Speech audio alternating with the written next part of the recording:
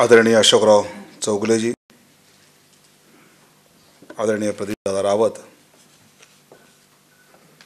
आदरणीय डॉक्टर शरद कुंटे जी, आदरणीय रवींद्र घाटपांडे जी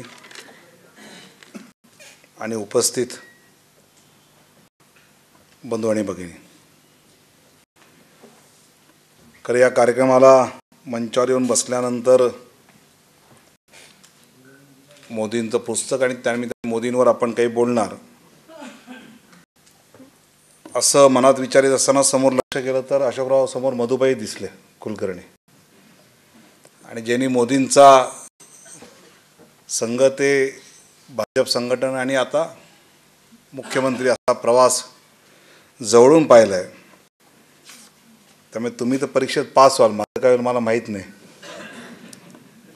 आणि मधुबाईने मला पुण्याचं प्रचारक म्हणून पाहिलेलं आहे. पण खरंच डॉक्टर कोंट्यांचं मनापासून अभिनंदन केलं पाहिजे, कारण झी 24 तास सध्या एक शो करत आहे, म्हणजे त्याचं शूट चालू आहे, अजून तो प्रत्यक्षात यायचा आहे. आणि ते शूटिंग करणारा जो स्टाफ आहे, त्यातले जे निर्माते आणि बाकी आहे, त्यांच्याशी परवा त्यांचं कोल्हापूर रत्नागिरीला शूटिंग झाल्यानंतर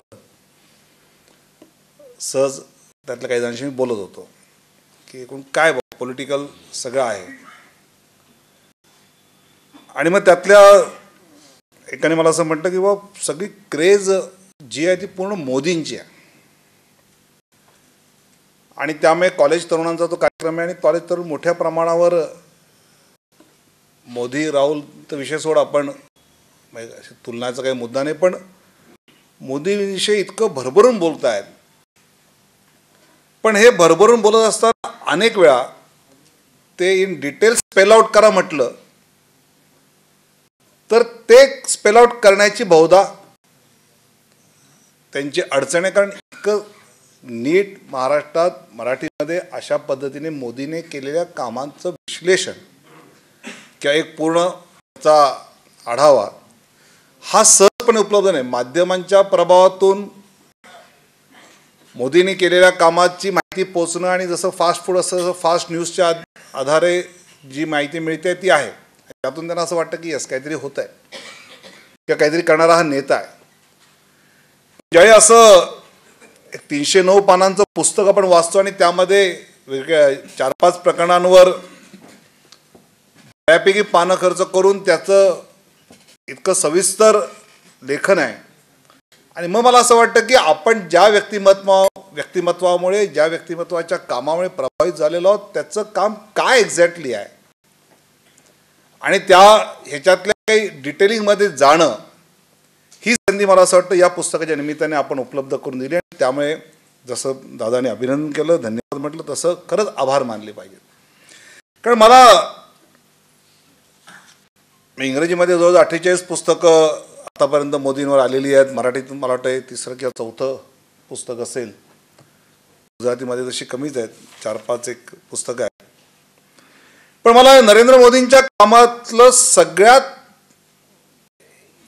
एक यश काय वाटतं तर मोदीजींनी आपल्या या कामातनं समाजाचा लोकशाही व्यवस्थेवरचा विश्वास वाढवलाय. नाहीतर साधारणपणे काय होणार राजकारणात ना, चलताय, मत द्यायचं असतं, जमलं तर जायचं, नाही तर सुट्टी करायची.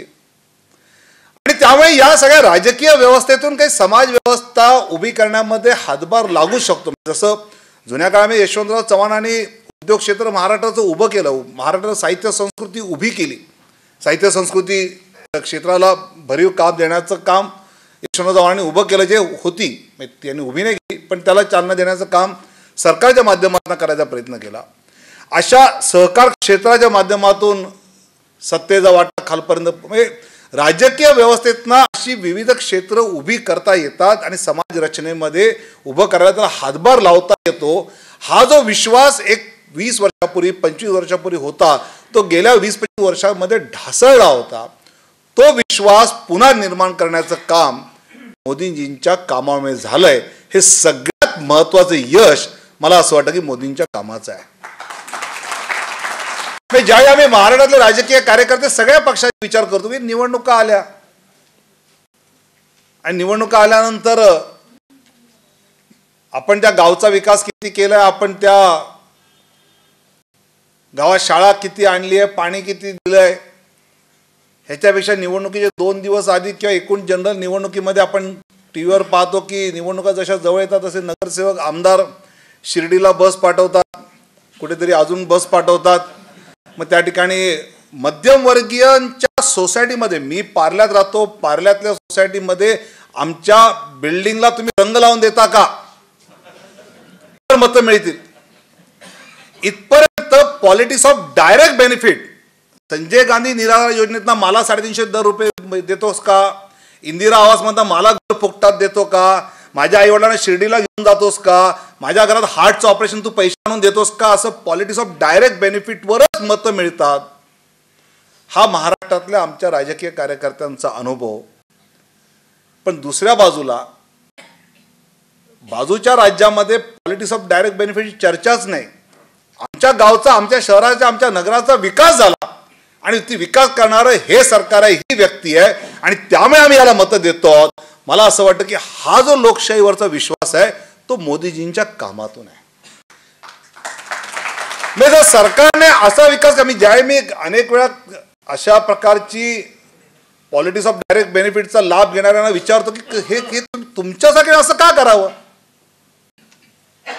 तर त्यांचा प्रश्न असतो की निवडून आल्यानंतर खरंच तुमचे जे निवडून येणार आहेत ते या ठिकाणी काही बदल घडवणार आहेत का, ते परिवर्तन करणार आहेत का, ते निवडून गेल्यानंतर या सरकार शासन व्यवस्थेच्या माध्यमातून काही बदल दिसणार आहे का आम्हाला. आणि तो जर दिसणार नसेल तर ठीक आहे, या दिवसापुरता तरी फायदा घेऊया आपला. मी ज्यावेळी लालू यादव 2 टर्म 3 टर्म निवडून यायला लागल्यानंतर, ज्यावेळी मी बिहारमध्ये गेल्यानंतर त्या लोकांना विचारलं कि लालू करता तो कुछ नहीं है फिर भी आप उसको चुन के क्यों दे रहे हैं. इसके पहले कौन, जगन्नाथ मिश्रा कर रहा था क्या, कौन क्या कर रहा था. कम से कम मेरे जाति के आदमी के पास तिजोरी की चाबी तो है. आणि म्हणून लालू 15 वर्ष निवडून येत होता. कारण नाहीतरी कोणी काही करत नाही तर त्यातल्या हा बरा, कोणी काही करत नाही तर संजय गांधीचे पैसे तरी माझ्या आई वडिलांना शिर्डीला तरी घेऊन जा, तेवढा तर फायदा यांचा होऊ दे. अशा चाललेल्या राजकीय वातावरणामध्ये हे काही चालणार नाही. मी तुमच्या गावाचा विकास करेन, तुमच्या इथल्या घरातल्या मुलींच्या शिक्षणाची व्यवस्था करेन, त्या ठिकाणी मी शेतीचा विकास करेन, शेतीचा GDP वाढवेन, त्या सगळ्या याच्यामध्ये ग्रोथ रेट या सगळ्या उद्योगाचा वाढ, आणि या माध्यमातून मी तुम्हाला काम करून दाखवतो, त्याच्या बदल्यात तुम्ही मला मत देणार असेल तर द्या. हे ज्या कर्तृत्वावर सिद्ध करून दाखवलं. मला असं वाटतं की आजचा युवक जो मोदींना आपला नेता मानतो तो यासाठी मानतो की खरी व्यवस्था निर्माण करण्याची ताकद या व्यक्तीमध्ये आहे. आणि म्हणून मला असं वाटतं की इतका प्रचंड प्रतिसाद तरुणांचा, मी 18 ते 40 वयोगटातला साधारणपणे प्रत्येक सर्वेमध्ये कुठलाही सर्वे पाहिला तर तो त्यांच्या वयाच्या असणाऱ्या, जाहिरातीमध्ये मी राहुल गांधी बरोबर स्वतःला जोडू शकते अशी जाहिरात असेल काँग्रेसची, पण प्रत्यक्षात त्या टक्केवारी सर्वेतल्या कोणी जोडताना दिसत, ते जोडतात नरेंद्र मोदींबरोबर. कारण प्रत्यक्षात मोदींनी हे जे सगळं करून दाखवलंय आणि मला असं वाटतं की हे करण्याचं मोदींना जमलं याचं एकमेव कारण आहे. आणि ते एकमेव कारण म्हणजे आम्हा राजकीय कार्यकर्त्यांना जनतेची गरज काय आणि जनतेची मागणी काय याच्यामध्ये फरक करता येत नाही. त्याची गरज पूर्ण करण्यापेक्षा मागणी पूर्ण केली तर मला मतं मिळतील आणि माझं पुन्हा सरकार येईल, ह्याच्या मागे जे धावत बसतात. मी अगदी ज्यावेळी आम्ही भाजप सेना युती सरकारमध्ये होतो त्यावेळी तर मला आठवतं की मी प्रचंड त्या विषयावर वादही घातला होता की 8,500 कोटीच्या नळ पाणी योजना युती सरकारने चालू केल्या. आणि या 8,500 कोटीच्या नळ पाणी योजना ज्यावेळी चालू केल्या त्या नळ पाणी योजना म्हणजे काय होत्या तर लोकांची, आम्हाला आमच्या गावात आमच्या वाडीत पाणी नळाने आलं पाहिजे ही त्यांची मागणी होती. आणि त्यामुळे त्या गावाच्या आसपास जिथे तलाव आहेत त्या ठिकाणून आम्ही पाणी त्या पाईपलाईन टाकली आणि त्या गावापर्यंत पोहोचवली आणि त्या गावामध्ये त्या वाड्यांपर्यंत आम्ही ते पाईपलाईन टाकत त्यांना पाणी दिलं. ते पाणी दिलं पण 4 वर्षानंतर जे वॉटर टेबल लेवल तिथली संपली त्या तलावाची ते नळ पाणी बंदच झालं. गरज काय होती? पाणी. या 8,500 कोटीमधले आम्ही जर 4,000 कोटी जमिनीतलं वॉटर टेबल वाढवायला जर घातलं असतं तर अर्ध्या गावांना पुढे कायमस्वरूपी पाणी मिळालं असतं. पण ती गरज न लक्षात घेता मागणी लक्षात घेतली, कारण पुढच्या वर्षी जिल्हा परिषद निवडणुका होत्या ज्यात आम्हाला घवघवीत यश मिळालं सुद्धा त्यावेळी. आणि मोदीने हा फरक केला.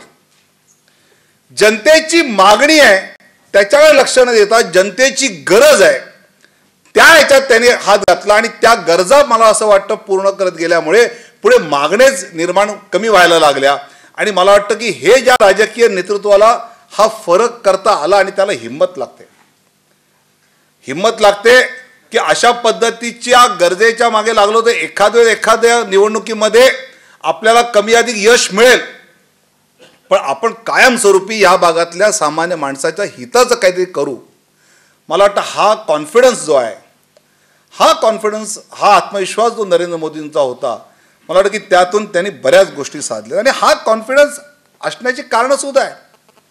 म्हणजे त्यांनी सगळं काम करत असताना, गरजा पुरत करत असताना त्यातला पॉलिटिकल अप्रोच सोडला नव्हता.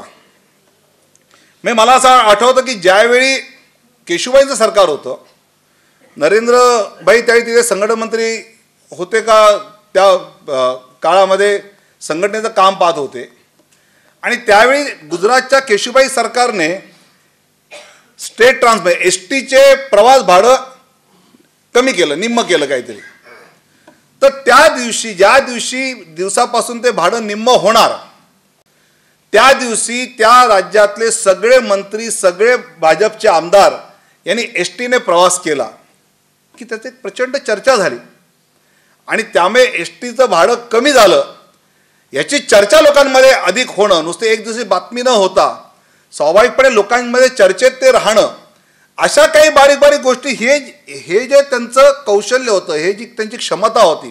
म्हणजे ज्यावेळी अटलजी आणि मुशर्रफ शिखर परिषद सुरू होती त्यावेळी सुद्धा ती चॅनलवर लाईव्ह पाहून इथे पाहत असताना त्यातला काही मुद्दा सुचला तर तिथे तो सुषमा स्वराजांच्या हाती कागद नेऊन देणारा माणूस तयार ठेवणं आणि सातत्याने दर 5 मिनिट काय वाटलेलं तो मुद्दा पाठवत जाणं, ज्याचा उल्लेख आदरणीय अडवाणीजी राष्ट्रीय कार्यकारिणी बैठकीत केला होता कि मोदी जी जैसे व्यक्ति अपनी बातें कह रहे लेकिन वहाँ उस प्रकार सब करना मुश्किल था. मला असं वाटतं की ही जी त्यांची इनहरंट क्षमता होती, ही क्षमता, ही बुद्धिमत्ता, म्हणजे ज्यावेळी आम्ही त्या गुजरातमध्ये प्रचाराला गेलो होतो, देवेंद्र फडणवीस आणि मी, आणि एका गावामध्ये आम्ही प्रचार सभा केल्यानंतर जे निघालो तर तिथे असा कालवा होता आणि त्या कालव्यामध्ये सगळा पालापाचोळा असा होता, पाणी बिणी काही नाही. तर आम्ही गावकऱ्यांनी विचारलं की काय आहे? ते म्हणले ते धरण बनणार आहे वरती, मग त्यातनं पाणी येणार आहे. म्हणजे किती वर्ष झाली बांधून? ते म्हणजे आता एक 6 महिने वर्ष झालं आहे बांधून. अच्छा, मग पाणी कधी येणार? ते म्हणजे नरेंद्र मोदी आवसे चुनकर तो आम्हा पाणी पक्का आवसे. मग आम्ही मोदींना ज्यावेळी भेटले त्यावेळी विचारलं की बघ हे काय तुमचं? त्यामुळे मी तुमच्याकडं मूर्खपणा केला नाही म्हणले. तुम्ही म्हणले 24,000 कोटीचं कर्ज काढलं आणि कृष्णा खोऱ्याची सगळी तुम्ही आधी धरणं बांधायला घेतली. धरण बांधलं म्हणजे गावच्या गाव उठलं, ते कुठेतरी वर डोंगरात पाणी अडलं, खाली ज्या गावांना जायचं त्याला माहिती काय पाणी येतंय का नाही. मी 60% धरणं 40% कालवे, हा कालवा बांधला म्हणजे काहीतरी पाणी येण्याची व्यवस्था होते आहे, हा फील लोकांना जो द्यायला पाहिजे तो तुम्ही दिला नाही. तर पश्चिम महाराष्ट्रात भाजप सेना युती साफच झाली, पुन्हा काही आलीच नाही म्हणले तुम्ही. आता हा पॉलिटिकल मॅच्युरिटी, ही पॉलिटिकल जी हुशारी आहे ती सुद्धा त्यांनी वापरलेली आहे, त्यांनी कामं पूर्ण केलेली आहेत. पण ती करत असताना लोकांना सातत्याने फील देणं आणि छोट्यातली छोटी गोष्ट ही सहजपणे मार्क करून त्याच्यावर लगेच काहीतरी कृती करणं. म्हणजे ज्या हा सगळा प्रचार संपून ज्यावेळी 48 तास आधी प्रचार संपतो आणि मग बाहेरच्या राज्यातल्या नेत्यांनी परत जायचं असं म्हणून आम्ही परत जायच्या आदल्या दिवशी जे नरेंद्रभाईंना भेटलो किंवा आता झालं, आता आम्ही उद्या सकाळी परत जाणार आहोत. त्यांनी माझ्या ज्याला कुठे उतरला आहेस तर म्हटलं राजपूत क्लबला माझी व्यवस्था केली तिथे आहे. ठीक आहे, सकाळी तू 8:30ला तयार आहे, माझा एक माणूस येईल आणि त्याच्यावर एक ठिकाणी बघून तू जा. आणि तो सकाळी माणूस आला, मला घेऊन कुठे गेला तर एका स्मशानात घेऊन गेला. म्हटलं काय नरेंद्रभाईंनी पाठवून स्मशानात पाठवलं आपल्याला. पण त्या स्मशानात जिथे चिता अग्नी देतात त्या ठिकाणी एक वेब कॅमेरा होता. आणि हा वेब कॅमेरा कशासाठी? तो म्हणला आमचे गुजरातचे एवढे येणार आहेत, त्यांच्या घरातलं कोणी गेलं तर ते विदेशातनं येईपर्यंत 5-5 दिवस बॉडी ठेवावी लागते किंवा त्याला महागड्या तिकिटातनं लवकर यावं लागतं. त्याशिवाय तो त्या ठिकाणी वेबसाईटवर त्याच्या घरातल्याचा अंत्यसंस्कार पाहू शकतो. इतकी साधी गोष्ट आहे. मला वाटतं ही जी संवेदनशीलता ज्या राजकीय व्यवस्थेत डोक्यात हवा न जाता माझ्या या राजकीय सत्तेचा, माझ्या या राजकीय पदाचा उपयोग हा मी कसा करू शकतो, आणि मी जसं पॉलिटिकल त्या धरणाच्या विषयातलं असेल तिथपासून ते इतक्या छोट्यातली छोटी गोष्ट असेल, पण सध्या अशा सगळ्या लहान लहान गोष्टींचं ब्रँडिंग चालू आहे आम आदमी. म्हणजे मला असं वाटतं की मनोहर पर्रिकर, मी जेव्हा मनोहर पर्रिकरना भेटायला जातो त्यावेळी कोकणात जात असताना आमचं नेहमी ठरलेलं असं की बा गोव्याला उतरलं विमानाने की त्यांची कामं ते उरकतात आणि मग रात्री त्यांच्या गाडीतनं आम्ही म्हापसाला जायचो. हे विशेष असं आधी कधी वाटलं नाही, पण या दिल्लीच्या नंतर मला वाटतं अरे कमाल आहे, मनोहर पर्रिकर असा यायचा. किंवा रमण सिंगांच्या कॅबिनेट निर्णय केला होता छत्तीसगडमध्ये की आपल्या कुठल्याही मंत्र्याचं, मुख्यमंत्र्याच्या घरातलं कोणाचंही अपहरण झालं तर त्या बदल्यात एकही नक्षलाईट नाही सोडायचा, भलं त्या अपहरणकर्त्याला मारलं तरी चालेल. म्हणजे अपहरण केलेल्याला मारलं तरी. हा निर्णय रमण सिंगांनी केला माध्यमातून राबवली तर त्यांनी चळवळीच्या माध्यमातून राबवली. मुलींच्या शिक्षणाचा विषय असेल तर त्या गावाला सांगून, त्या गावाला इन्सेंटिव्ह देऊन त्या गावाचं कॉन्ट्रीब्युशन त्याच्यामध्ये येईल आणि त्यातून ती होईल. असं सरकारची कुठलीही योजना जर यशस्वी करायची असेल तर ती त्या राज्यातल्या जनतेची चळवळ झाली पाहिजे. याच्याकडे ते बारीक नजरेने पाहतो आणि ते चळवळ कशी होईल यावर ते मला असं वाटतं की त्यांचा भर असायचा. आणि त्यामुळे त्यांनी केलेल्या ज्या सगळ्या योजना आहेत ह्या योजना त्या अर्थाने यशस्वी झाल्या. म्हणजे ज्या पद्धतीने एक संघाचा स्वयंसेवक प्रत्येक गोष्टीचा आढावा घेत असतो, एखादा कार्यकर्ता म्हणून काम करत असताना आपण जसं आढावा घेतो आणि तो आढावा घेतल्याच्या आधारे आपण पुढे त्याच्या योजना बनवत असतो, तसं अर्थसंकल्प बनवत असताना प्रत्येक खात्याच्या सचिव उपसचिवाबरोबर त्याच्या गेल्या वर्षभरातल्या कामकाजाचा आढावा घ्यायला 2-2 दिवस प्रत्यक्ष देणं. म्हणजे आपण ज्या आपल्या प्रदीर्घ बैठका म्हणतो ना, दरवर्षी नवीन वर्ष सुरू व्हायच्या आधी प्रदीर्घ बैठका करतो आणि या प्रदीर्घ बैठकीमध्ये काय काय झालं आणि पुढे काय करायचं याचा आढावा घ्या. असं बजेटच्या आधी जर मेजर खात्यांना 2 दिवस स्वतः मुख्यमंत्री अधिकारी बसणं, त्या जिल्ह्यातलं रिपोर्टिंग मागणं, रिपोर्टिंग मागताना तुमचं लक्ष आणि तुम्ही हे टार्गेट पूर्ण न केल्याची कारणं काय, त्या अडचणी काय आल्या, मात कशी करता येईल, इतका प्रत्यक्ष सहभाग देणं. आणि हा सहभाग दिल्यानंतर मला असं वाटतं की त्या ब्युरोक्रेसीला कॉन्फिडन्स येतो की सरकारमध्ये बसणाऱ्या राजकीय नेतृत्वाची विल आहे की हे सोडवायची. कारण नाही तर आम्ही अनेक वेळा म्हणतो बांधकाम मंत्री झाले, त्याच्या आधी विजयसिंग मोहिते बांधकाम मंत्री होते, तेच सार्वजनिक बांधकामचे अधिकारी होते आणि गडकरी नंतर भुजबळ साहेब झाले बांधकाम अधिकारी होते. पण या तिन्ही मंत्र्यांच्या काळामध्ये नेतृत्वामध्ये फरक होता आणि त्यामुळे त्याच शासकीय अधिकाऱ्यांनी, शासकीय अधिकारी म्हणजे कामचुकार ही कन्सेप्ट बदलून ते रात्री 12-12, 1-1 पर्यंत काम करत ठरलेल्या महिन्यात तो रस्ता एक्सप्रेसवे पूर्ण करण्याचं टार्गेट त्यांनी पूर्ण केलं. ही जी पॉलिटिकल लिडरशिपचं पॉलिटिकल विल काय आहे हे त्या ठिकाणची ब्युरोक्रेसी ऑब्झर्व करत असते. आणि ती मला असं वाटतं की ऑब्झर्व करताना जर आपलं पॉलिटिकल लिडरशिप, राजकीय नेतृत्व का स्वतःला झोकून देतं आणि इतकं या कल्पनांमध्ये केवळ अधिकाऱ्याला न झापता त्याच्या सोल्युशन सुचवत पुढे जायचा प्रयत्न करतोय, तर मला असं वाटतं की आपोआप या ठिकाणी तो सरकारी अधिकारी असो, कर्मचारी असो, तोही स्वतःला त्या पद्धतीने सगळ्या चळवळीमध्ये झोकून देण्याचा प्रयत्न करत असतो. आणि मला असं वाटतं की मोदीजींच्या सहवासात येणारा आणि त्यांच्या एकूण विचार आणि कल्पनाशक्तीच्या प्रभावामुळे तर जोमाने काम करण्याचा प्रयत्न करतोच. म्हणजे तो हिंदी सिनेमातला जो की जब दुनिया की सोच खत्म होती है मेरी शुरू होती है, तो मोदींच्या विषयात दुनिया की नाही, जब युनिवर्स की सोच खत्म होती है वहाँ इनकी चालू होती है. म्हणजे स्टॅच्यू ऑफ लिबर्टीपेक्षाही उंच सरदार पटेलांचा आपण पुतळा उभा केला पाहिजे. त्याच्यामागे एक पॉलिटिकल थॉट त्यांचा आहे आणि आवश्यक पण आहे. पण या पद्धतीचा आणि हा जगातला सगळ्यात मोठा पुतळा आपण उभा करायचा आहे, केवळ ही पॉलिटिकल एक वेगळी सोच नाही किंवा काहीतरी जगापेक्षा युनिव्हर्सपेक्षा वेगळं नाही. तर हा पुतळा उभा कसा करायचा, तर आता निघालेलं सोल्युशन जे आहे ते गावागावातनं लोखंड गोळा करू हे आहे. पण त्याच्या आधीचा काय प्रयत्न त्यांचा होता, 6 महिने त्यांनी ज्याच्यावर प्रयत्न केला की ते गुजरातमध्ये असा एक डोंगर पाहत होते की ज्या डोंगराचं स्कल्पचर सरदार पटेलांचं करता येईल का. पण त्या पद्धतीने त्या भागातल्या एकूण जिओलॉजीमध्ये तसा दगड मिळत नाही आणि तसं ते शक्य होणार नाही. पुन्हा पर्यावरणाचे अनेक विषय त्यातनं निर्माण होतील आणि म्हणून त्यांनी तो 6 महिने प्रयत्न करून विषय सोडून दिला. आणि मग आता हा त्यांनी गावागावातनं सगळ्या देशभरातल्या 5.5 लाख गावातनं लोखंड गोळा करून एक मोठा पुतळा उभा करा. म्हणजे ही जी विचाराचा एक वेगळ्याच पद्धतीने थॉट प्रोसेस आहे. आणि म्हणून मला असं वाटतं की ही थॉट प्रोसेस जी आहे ही थॉट प्रोसेस पुन्हा नवीन काहीतरी विचार करतायत, वेगळा काहीतरी विचार करतायत.